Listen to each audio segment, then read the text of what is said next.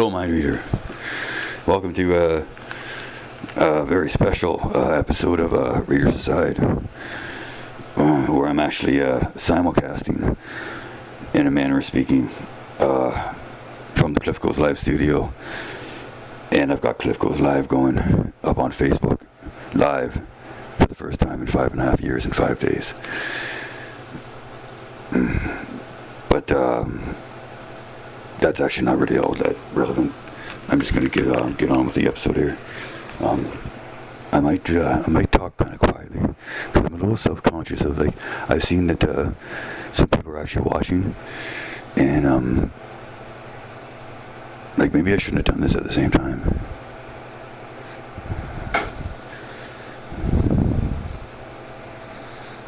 I don't know, whatever. Fuck 'em.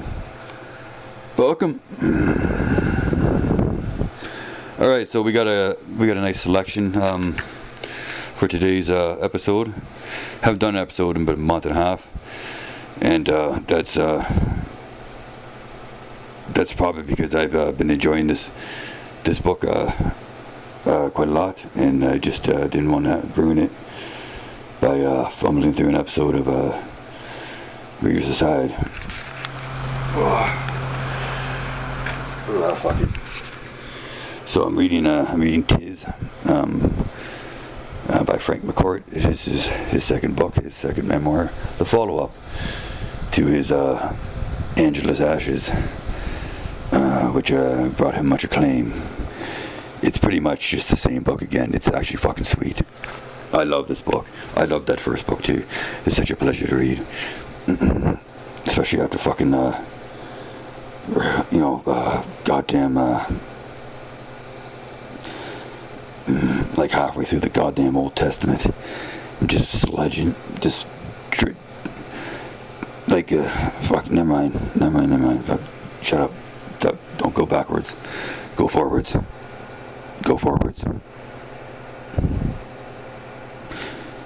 Trying to do better. Trying to make smarter decisions.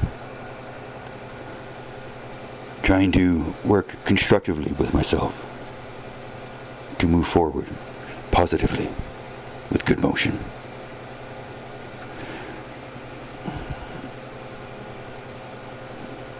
Okay. Chapter 31. Fuck, it's hot. Holy shit. The better fan broke. Back in, believe it or not, in the first week of June. You know, we just got this shitty fan. It's even louder. I'm gonna put it right on my stomach. Again, my stomach's not flat enough. I couldn't, but it's throttled in between my crotch and the crook of the table. And then I'm gonna keep the book off to the side and read like that. Like, I guess I don't need to tell you this. Alright, chapter 31. I'm about halfway through the book, a little bit more than that. If you haven't read it, that's your loss, and it's a big loss too.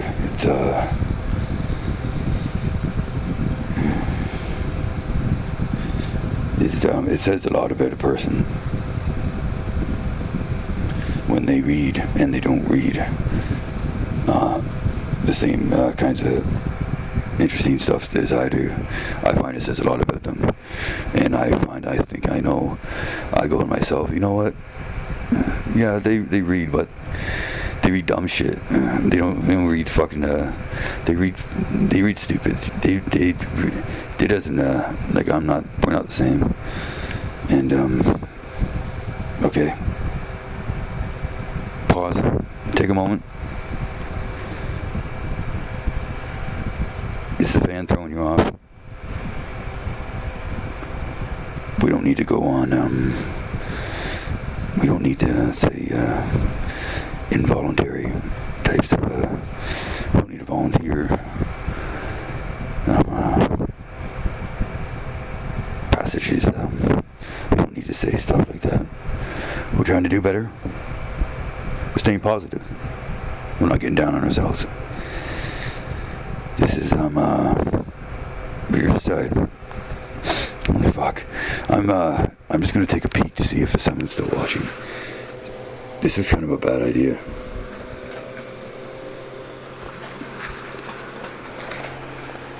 Oh, Steve is watching. Hey, Steve. Bring them on camera. Is that what Steve said? Yeah, sorry, buddy. That's not really the concept. Sorry, buddy. It's an old That's not how we do things here, buddy. Like, okay, I'll explain this because the guy didn't know you then, but like essentially, like the format is like I'm live, not always on screen, but I'm nearby, right? So like I'm close to like what's happened, like what you're seeing is close to where I am, so I am live. But you just might have to like imagine. Never mind.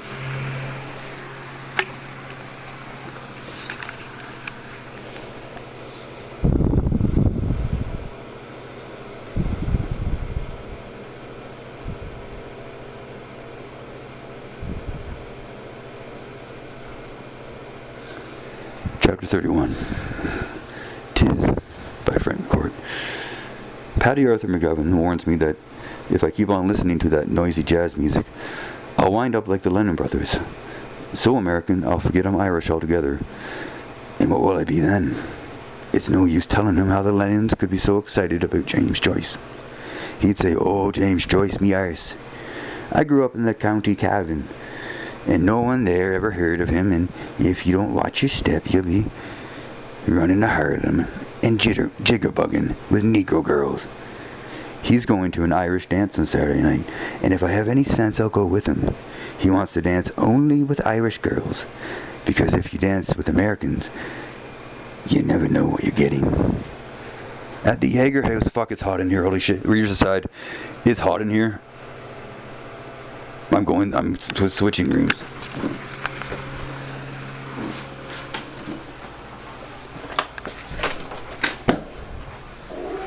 Good Lord. That was brutal. Fuck off.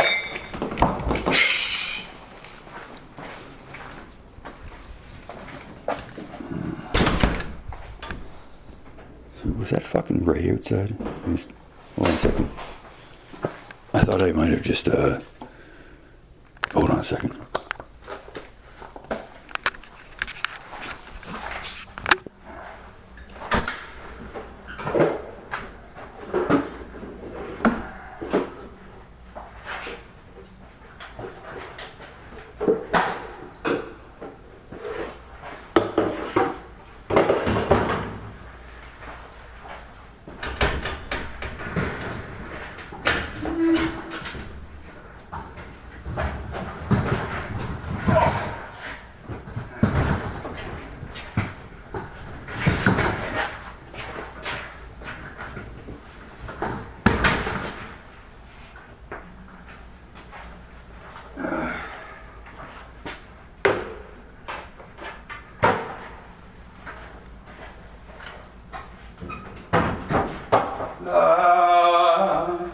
Blah, blah, blah, blah, blah. Blah, blah, blah, blah, blah, blah.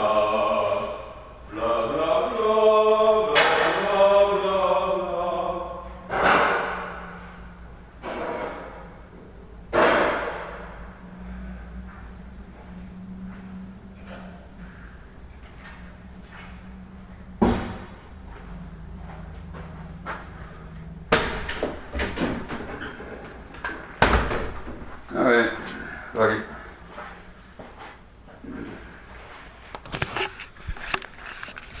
Hopefully it's a little nicer in here. Oh.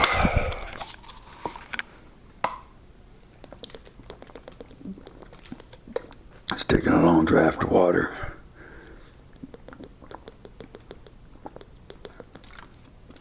You know what actually would be a good spot? What if I went to the old bank?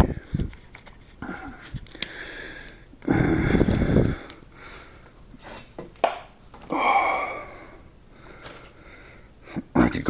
walk-in safe. Or the walk-in, like the vault. That would be interesting. I feel like it would be cool in the vault. Temperature-wise. And Reader's Aside. At the Jaeger House on Lexington Avenue, at Reader's Aside. This is so much better now that I'm away from Cliff Goes Live. That was fucked. I saw that my friend Steve was watching, and I knew that he was like, "What the fuck is going on?" Because I didn't know him, like 5.5 years ago when I started season 1. So he was just probably like, "What in sweet Jesus is this fool doing?" And so I felt somewhat self-conscious because well, I felt like I owed him an explanation, which is wrong. It's wrong, because I don't.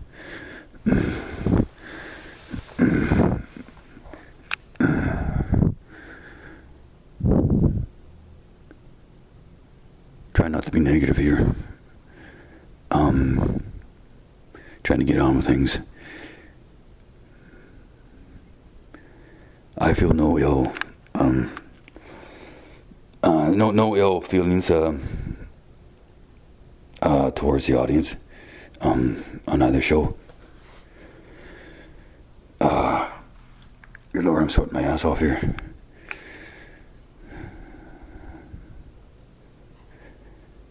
And Reader's Aside. At the Jaeger House on Lexington Avenue, Mickey Carton is up there with his band, Ruthie Morrissey. That's the name of the band, Reader's Aside. And Reader's Aside singing "A Mother's Love is a Blessing." Reader's Aside. That just wouldn't be a song title anymore. This is the early 1950s, time-wise. This is a memoir, if I didn't mention that. So like these are real people and things and stuffs, and that it's being remembered.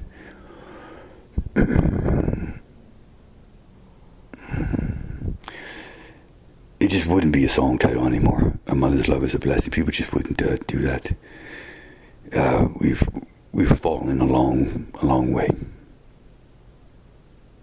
We've fallen a long way. Probably mostly because I feel like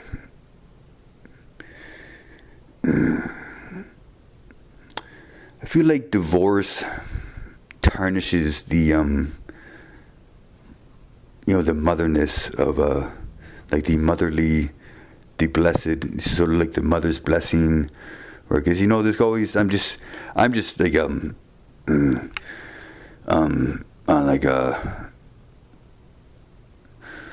I'm just thinking aloud here. Obviously, I'm thinking aloud that because divorce comes with a lot of bitterness, and and then there's possessiveness, and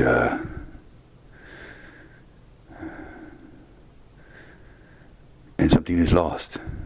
I think the blessings are lost. A mother's love is a blessing. A mother's love, yeah, because something else is introduced into the family dynamic, and that is antipathy, often jealousy, betrayal, which leads to pain or something, fear, which leads to the dark side, anger first and then the dark side.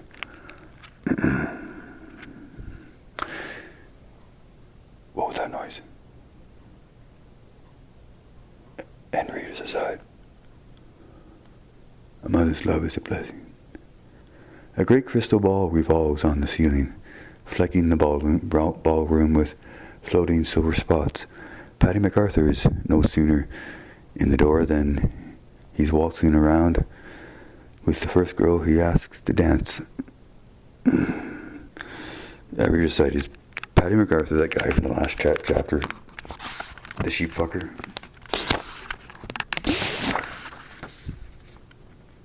Okay, that was 2 chapters ago.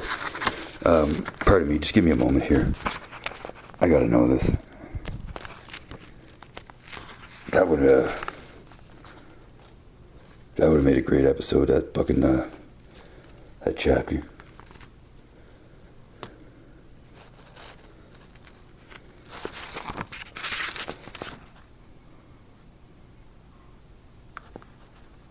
Huh.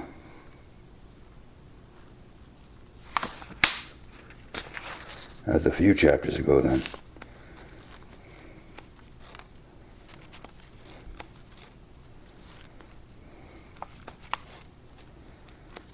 Where's the sheep fucker? That couldn't have been this far back. Huh. Interesting. Oh, okay. I went too far.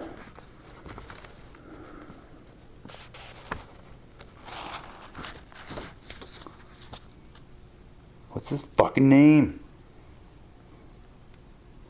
Oh, it's Andy. Okay, it's a different person. Andy Peters. Okay, that was a waste of time. Patty MacArthur. Patty Arthur. Just Arthur. Patty Arthur.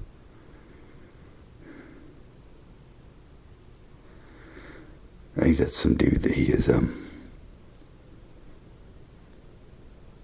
lived under the same roof with. Another border tenant, so to speak.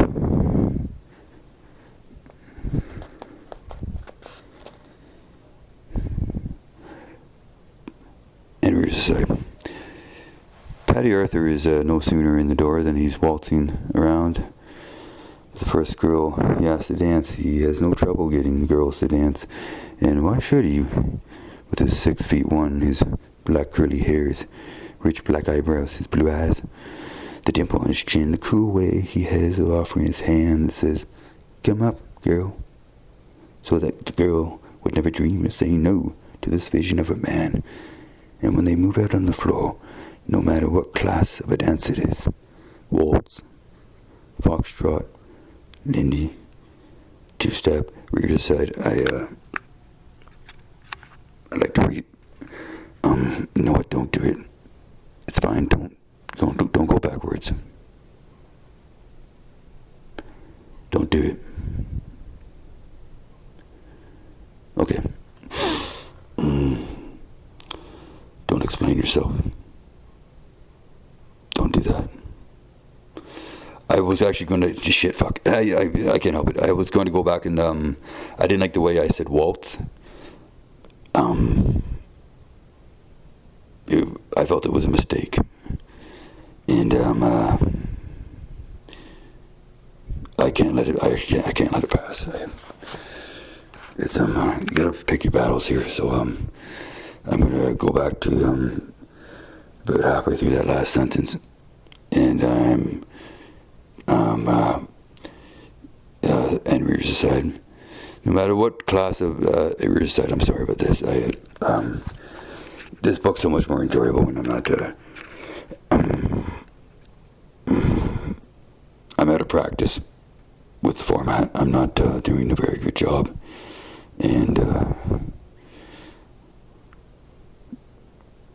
that's the fuck was that noise?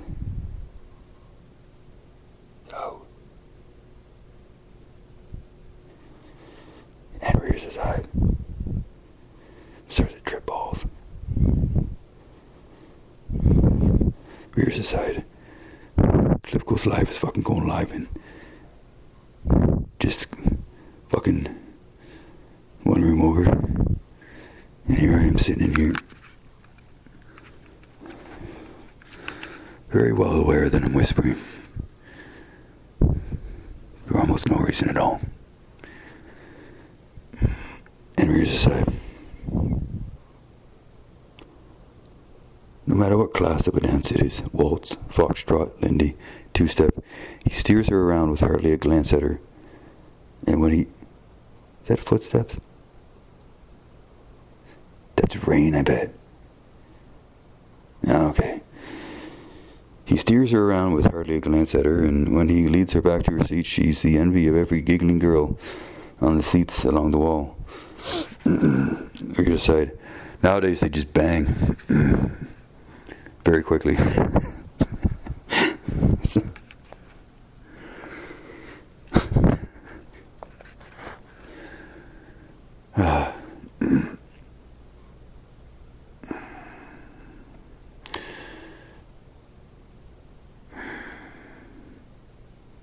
Then move on for that. Okay.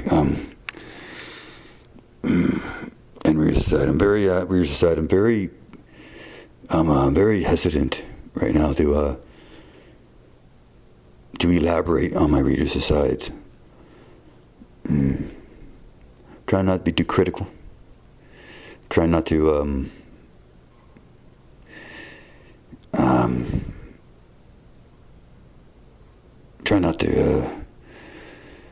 above all, try not to fucking have long stagnant pauses of inactive brain activity, inactive brain function. And Reader's aside. He comes to the bar where I'm having a beer for the courage that might be in it. I'm just not doing this book justice. He wants to know why I'm not up dancing. Sure, what's the use of coming here if you don't dance with them grand girls along the wall? He's right. The grand girls sitting along the wall are like the girls in Cruise's hotel in Limerick, except they're wearing dresses the likes of which you'd never see in Ireland. Silk, taffeta. You decide, taffeta. Maybe that's I've never heard of that or seen that word before. Taffeta. I feel like I sound dumb saying that. Taffeta. There's two F's. Taffeta. Taffeta. Taffeta. Taffeta. Taffeta. Silken. Taffeta. Taffeta. Taffeta. Taffeta. Silk and that other stuff. And materials strange to me. Like taffeta. Pink, puce, light blue, ornamented here and there with lacy bows, dresses with no shoulders, so stiff at the front that when the girl turns to the right, the dress stays where it is. What? Their hair is trapped with pins and combs for fear it might tumble rich to the shoulders. They sit with their hands in their laps, holding fancy purses, and they smile only when they talk to each other. Some sit, dance after dance, ignored by the men, till they're forced to dance with the girls beside them. Whoa! What? They clump across the floor, and when the dance ends, move to the bar for lemonade or orange squash, the drink of girl couples. What?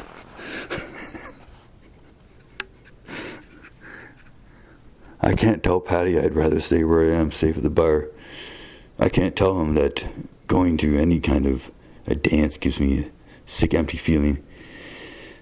That even if a girl got up to dance with me, I wouldn't know what to say to her. I could manage a waltz, oompa, oompa, but I could never be like the men on the floor who whisper and make the girls laugh so hard they can hardly dance for a whole minute. Bach used to say in Germany that if you can make a girl laugh, you're halfway up the leg. Patty dances again and comes to the bar with a girl named Maura and tells me she has a friend, Dolores, who's shy because she's Irish American, and would I like to dance with her since I was born here, and we'd make a good match with her ignorance of Irish dancing and my listening to that jazz music all the time. Maura looks at Patty and smiles. He smiles down at her and winks at me. She says, "Excuse me, I want to make sure Dolores is okay. And when she's gone, Patty whispers she's the one he's going home with. She's a head waitress at Schraff's restaurant with her own apartment, saving money to go back to Ireland, and this will be Patty's lucky night. He says, I should be nice to Dolores. You never know. And he winks again. I think I'll be getting me hole tonight, he says. What? I think I'll be getting me hole tonight, he says. Me hole. Of course, that's what I'd like myself, but that's not the way I'd say it. I prefer Mikey Malloy's way of saying it in Limerick when he called it the excitement. If you're like Patty with Irish women jumping into your arms, you probably don't remember one from another, and they all become one whole until you meet the girl you like, and she makes you realize she wasn't put into the world to fall on her back for your pleasure. I could never think about Mike Small like that, or even Rears Aside. Mike Small is actually a girl, a young lady. He knows from NYU. That's New York University, where he's a student there. I think her name's like Michelle or something like that. Anyways, I've never heard a girl call herself Mike, even shorthand. Then again, this is the 50s, so like it was probably a thing or something like that. And Rears Aside, I could never think about Mike Small like that, or even Dolores, who's standing there blushing and shy, the way I feel myself. Patty nudges me and talks out of the side of his mouth. Ask her to dance, for Christ's sake. I love this book. Oh, that, Rears Aside, that's right, I did turn a page. I'm making fucking progress. And Rears Aside, all that comes out of me is a mumble, and I'm lucky. Mikey Carton is playing a waltz with Ruthie singing. There's one fair county in Ireland. Oh, right, this band. Fuck, the start of the chapter was so long ago, it feels like. Rears Aside. Oh, so the band's not named Ruthie Morrissey. Mikey Carton is up there with his band. Ruthie Morrissey singing. So she's just a singer. Just the way the style he has of writing. Sometimes things just kind of sort of run together. It's sort of like I guess you could call it in the vernacular. Yeah, it's somewhat vernacular. It's more stream of thought. It's more like how he would think. Because I feel like this is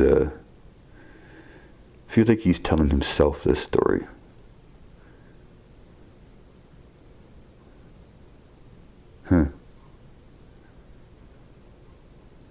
Anyways, Rears Aside, all that comes out of me is a mumble, and I'm lucky Mikey Carton is playing a waltz with Ruthie singing. There's one fair county in Ireland.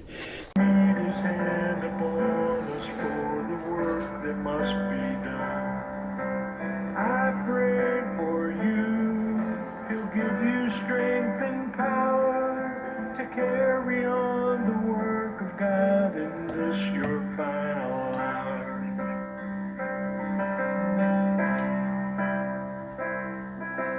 Driving down the highway, sunny out that day, my thoughts were on his coming, and I began to pray. I long to go to heaven, I hope that you do too. It won't be long and we'll be gone. I pray that you go too, and I pray for you. Yes, I prayed for you. I prayed for you.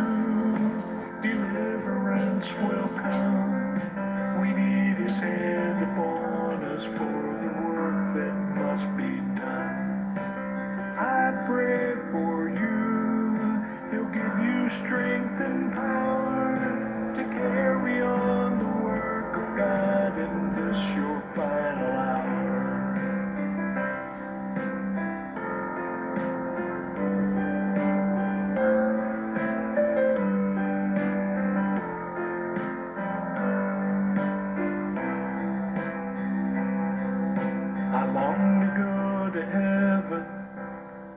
that you do too.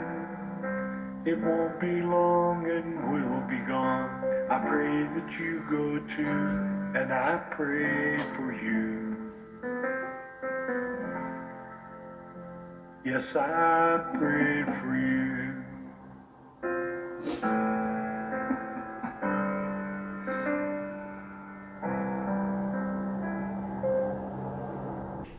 In case we don't know where... Why did that just move? The garbage just shifted.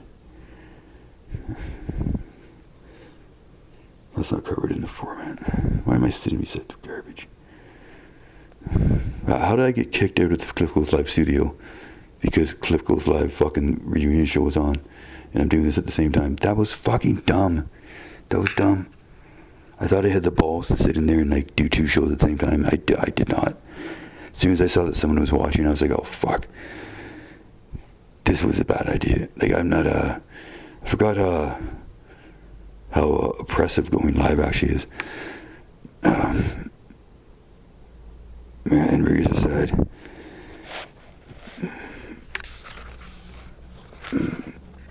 And I blushed back, and there go the two of us blushing around the floor with little silver spots floating across our faces. What? If I stumble, she steps along with me in such a way that the stumble becomes a dance step. And after a while, I think I'm Fred Astaire, and she's Ginger Rogers. And I whirl her around. Sure, the girls along the wall are admiring me and dying for a dance with me. The waltz stops, and even though I'm ready to leave the floor for fear, Mickey might start a Lindy or a jitterbug, Dolores pauses as if to say, why don't we dance this? And she's so easy on her feet and so light with her touch. I look at the other couples, how cool they are. And it's no trouble at all to do it with Dolores, whatever it is. I push her and pull and twirl her like a top till I'm sure all the girls are eyeing me and envying Dolores. Till I'm so full of myself I don't notice there's a girl sitting near the door with a crutch sticking out where it shouldn't be. When my foot catches in it, I go flying into the laps of the grand girls along the wall who push me off in a rough, unfriendly way, remarking that some people shouldn't be allowed on the dance floor if they can't hold their drink. Oh.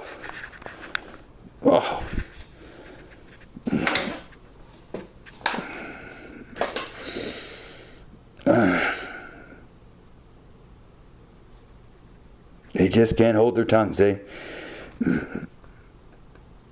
Oh, man. That's irritating. Paddy's at the door with his arm around Maura. Is it Maura? Maura? He's laughing, but she's not. She looks at Dolores as if to sympathize with her, but Dolores helps me to my feet, asking me if I'm all right. Dolores seems like a nice girl, not like the cunts along the wall. And that they're just fucking upset because they're fucking dancing with each other. Those fucking and those heathen dykes. Pardon me. On her side. But Dolores helps me to my feet, asking me if I'm all right. Maura comes over and whispers to her and turns to me. Will you take care of Dolores? I will. She and Patty leave, and Dolores says she'd like to leave too. She lives in Queens, and she says I really don't have to see her all the way home. The E-train is safe enough. I can't tell her I'd like to take her home in the hope she might ask me in, and there might be some excitement.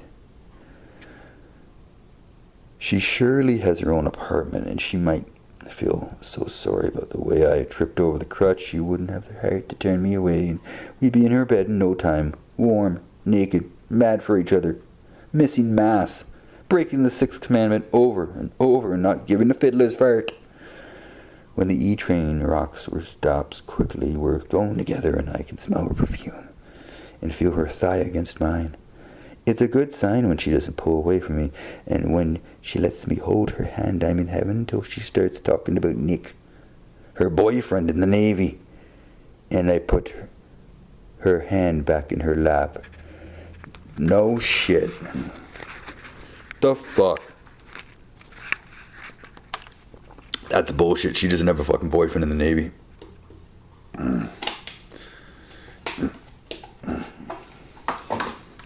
She's bullshitting you, Frankie. I can't understand the woman in this world. Mike Small, who drinks beer with me in Rockies and then runs to Bob. Now this one, he lures me onto the E train all the way to the last stop at 179th Street. Paddy Arthur would never have to put up with this. Back at the dance hall, he would have made certain there was no Nick in the Navy and no one at home to interfere with his all-night plans. If there was any doubt, he'd have jumped off the train at the next stop. So why don't I? I was soldier of the week in Fort Dix. I train dogs. I go to college. I read books.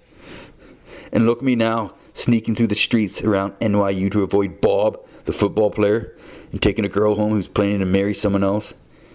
Seems everyone in this world has someone.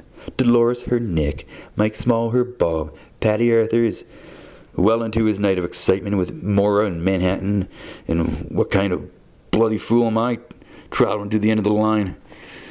I'm ready to jump off at the next step and leave Dolores entirely when she takes my hand and tells me how nice I am, that I'm a good dancer too. Bad about the crutch. We could have danced all night. That she likes the way I talk, the cute brogue. You can tell I was well brought up. It's so nice that I go to college. She doesn't understand why I'm hanging around with Paddy Arthur, who it was easy to see had no good on his mind with respect to Mora. She squeezes my hand and tells me I'm so nice to travel all the way home with her, and she'll never forget me, and I feel her thigh against mine all the way to the last stop. And when we stand to leave the train, I have to bend to hide the excitement that's throbbing in my trousers. I love how he calls it the excitement. I'm ready to walk her home, but she stands by a bus stop and tells me she lives farther out, in Queens Village, and really, I don't have to go all the way. She'll be all right on the bus. She squeezes my hand again. I wonder if there's any hope that this might be my lucky night, and I'll wind up wild in bed like Paddy Arthur. While we wait for the bus, she holds my hand again and tells me all about Nick in the Navy, how her father doesn't like him, because he's Italian, and calls him all kinds of insulting names behind his back nice. How her mother really likes Nick, but would never admit it in case her father might come home in a drunken rage and smash the furniture, which wouldn't be the first time. The worst nights are when her brother Kevin visits and stands up to her father, and you wouldn't believe the swearing and the rolling on the floor. Kevin is a linebacker at Fordham, and a good match for her father. What's a linebacker? You don't know what a linebacker is? I don't. You're the first boy I ever met who didn't know what a linebacker is. Boy, I'm 24 years old and she's calling me a boy. I'm wondering, do you have to be 40 to be a man in America? All along I'm hoping that things are so terrible with her father she might have her own place, but no, she lives at home, and there go my dreams for a night of excitement. You'd think a girl her age would have her own place so that she could invite in the likes of me, who see her to the end of the fucking line. I don't care if she squeezes my hand 1,000 times. What's the use of having your hand squeezed on a bus in the middle of the night in Queens if there's no promise of a bit of excitement at the end of the journey? Frankie,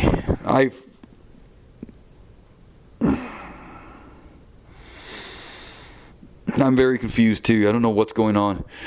She lives in a house with the statue of the Virgin Mary and a pink bird on the little front lawn. What? We stand, probably a flamingo. We stand at the small iron gate, and I'm wondering if I should kiss her and get her into such a state we might go behind a tree for the excitement, but there is a roar from inside. God damn it, Dolores. Get your ass in here. Hell of a nerve you have coming home with this goddamn hour and tell me that goddamn shithead run for his life. And she says, oh, and runs inside. By the time I get back to Mary O'Brien's, everyone is up and having bacon and eggs and followed by rum and slices of pineapple and heavy syrup. Mary pops on her cigarette and gives me the knowing smile. You look like you had a good time last night.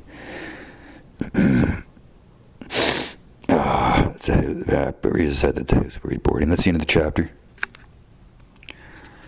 That was a very frustrating time for Frank. He obviously was just running a fucking a chubby there for fucking probably a good hour or so on the subway and then the bus, and she kept touching his thigh with her thigh, and fuck, she knew what she was doing too. Just fucking just stringing that chubby along. Who called it chubby for the first time?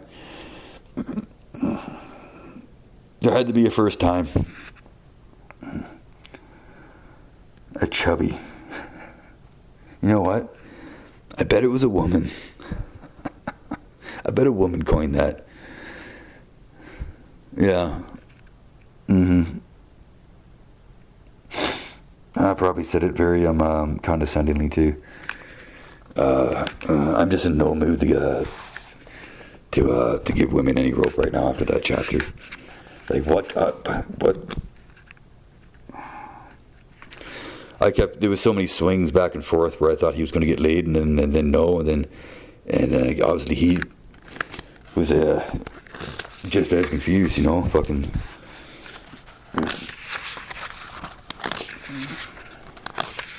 It feels like you are Frank when you're reading this. I'm going to read on. Chapter 32. Enters aside. When the day workers at the bank leave their offices, Bridie Stokes comes in with her mop and bucket to clean 3 floors. She pulls a large canvas bag behind her, fills it with trash from the waste paper baskets, and drags it to the freight elevator to empty it somewhere in the basement. Andy Peters, Rita said, that's the alleged sheep fucker. You don't know about that. That was a few chapters ago. Claims he didn't fuck a sheep, but got dishonorably discharged during the Second World War. Because he was found with his pants down near a sheep and with a little bit more than a chubby, and he got court-martialed.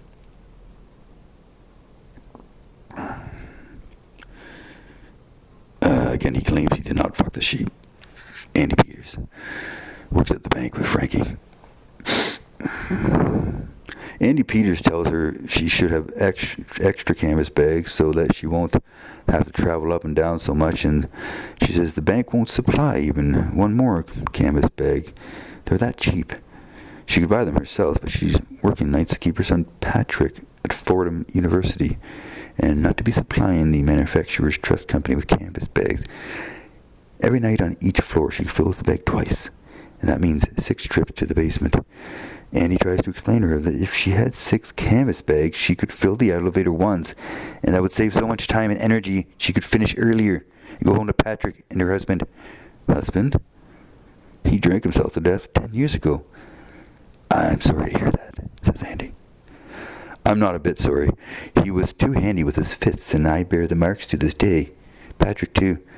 He'd think nothing of knocking little Patrick around the house till the little fella couldn't even cry anymore, and it was so bad one night I took him from the house and begged the man in the subway booth to let us in, and I asked the cop where was Catholic Charities, and they took care of us and got me this job, and I'm grateful even if there's only 1 canvas bag. Andy tells her she doesn't have to be a slave. I'm not a slave. I'm up in the world since I got away from that lunatic. God forgive me, but I didn't even go to his funeral. She lets out a sigh and leans on the handle of the mop, which comes up to her chin. She's that small. She has large brown eyes and no lips. And when she tries to smile, there's nothing to smile with. She's so thin that when Andy and I go out to the coffee shop, we bring her a cheeseburger with French fries and a milkshake to see if we could put some fat on her bones, till we realize she's not touching the food but taking it home to Patrick, who's studying accounting at Fordham. Then one night we find her crying and stuffing the freight elevator with 6 bulging canvas bags. There is room for us with the bags, and we ride down with her, wondering if the bank suddenly turned generous and lavished canvas bags on her. No, 'tis my Patrick. 1 more year and he'd be graduated from Fordham. But he left me a note to say he's in love with a girl from Pittsburgh and they've gone off to start a new life in California. And I said to myself, if that's the way I'm going to be treated, I'm not going to kill myself with the 1 canvas bag anymore. And I went up and down the streets of Manhattan until I found a place on Canal Street that sells them, a Chinese place. You'd think in a city like this, you wouldn't have trouble finding canvas bags, and I don't know what to do without the Chinese. She cries harder and pulls the sleeve of her sweater across her eyes. Andy says, all right, Mrs. Stokes. Bridie, she says, I'm Bridie now. All right, Bridie. We'll go across the street and you can eat something for your strength. No, I have no appetite. Take off the apron, Bridie. We're going across the street. She tells us in the coffee shop that she doesn't even want to be Bridie anymore. She's Bridget. Bridie is a name for skeevies, and Bridget has the bit of dignity. No, she could never manage a cheeseburger, but she eats it and all the fries slathered with ketchup and tells us her heart is broken while she sucks her milkshake through a straw. Andy wants her to explain why she suddenly decided to get the canvas bags. She doesn't know. There was something about Patrick leaving like that, and the memories of the way her husband beat her that opened a little door in her head, and that's all she can say about it. The days of the 1 bag are over. Andy says there's no rhyme nor reason to it. She agrees, but she doesn't care anymore. She got off the Queen Mary over 20 years ago, a healthy girl, excited over America. And look at her now, a scarecrow. Well, her scarecrow days are over, too. And she'd love a piece of apple pie if they'd have it. Andy says he studies rhetoric, logic, philosophy, but this is beyond him. And she says, they're very slow with the apple pie. Readers aside. Alright, I'm gonna go check in with the Cliff Goes Live reunion special show, the Summer Spectacular special anniversary show of Cliff Goes Live that's going live on Facebook right now.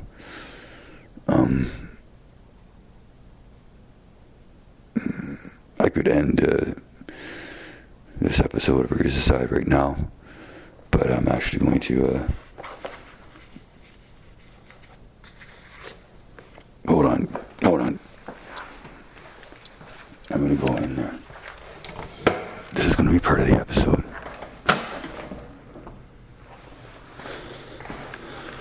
I should probably get to work pretty soon, actually.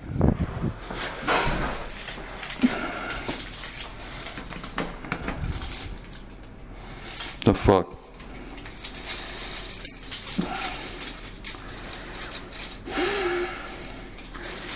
How can I work here for 9 years and still pick the wrong key all the time? Oh god.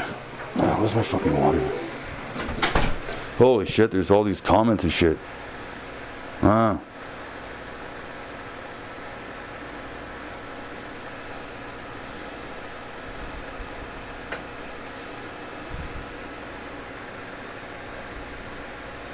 Devin McCutcheon's watching.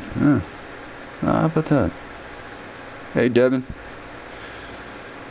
Is Steve still watching? Bring them on camera. You can do that now? What? Nah, that's my show.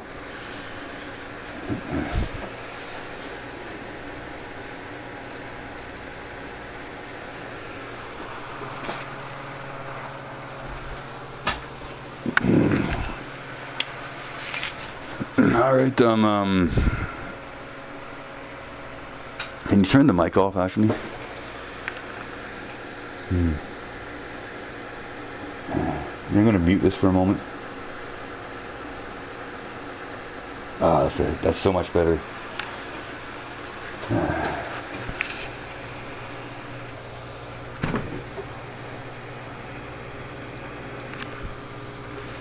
Alright, so I just muted I muted Cliff Goes Live. All right, so damn it, you know what? I thought of fucking a good don't get frustrated. Don't talk to me like that. Stop doing these little fucking these little nice guy routines, you know, with fucking like one of my own fucking grandfather or something, or what? But I meant to say psychologist. I might stop fucking with other people. Stop messing around. Don't mess around with other people's stuff.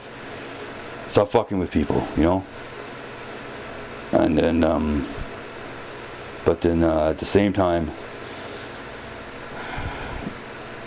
don't let shit bother you though. At the same time, right? If people are fucking with your shit, just let it slide, and be like, yeah, I don't care. What was that? What was that you were telling me that you fucking with my shit? You saying you fucking with my shit? And look him dead in the eye, and then shrug and go, yeah, I don't even I didn't even know I had that actually. You can take that actually. I didn't even know that was mine. And then they'll fucking take your shit, and but you can save face, and don't take my advice. Actually, this is a personal message for Cliff. If you're listening to this, think twice. You know what I mean. Mind your own business.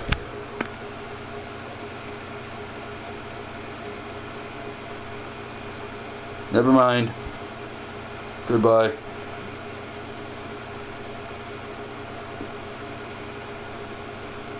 Sorry, Frank. I'd like to apologize to Frank McCourt. He's probably dead. Okay, I'll resend that apology.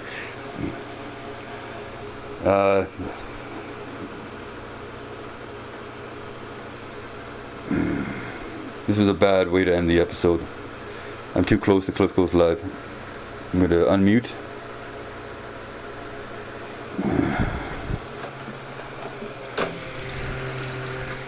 And leave the room.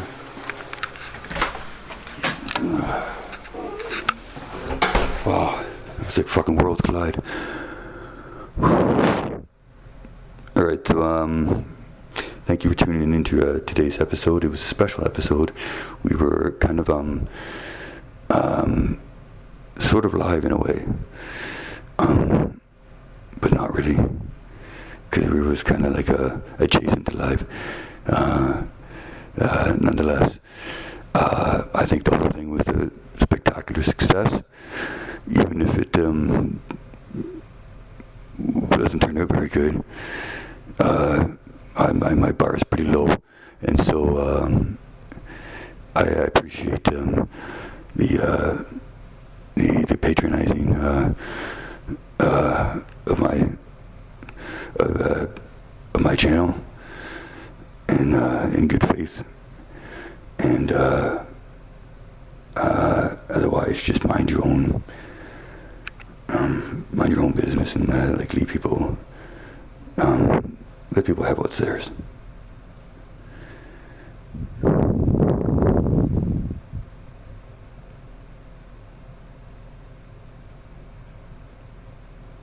Have a nice night.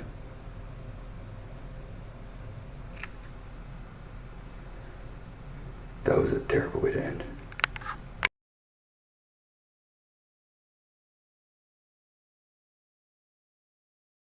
And they even went to the moon. And there was a time in this country, a long time ago, when reading wasn't just for fags, and neither was writing. People wrote books and movies that had stories, so you cared whose ass it was and why it was farting, and I believe that time can come again.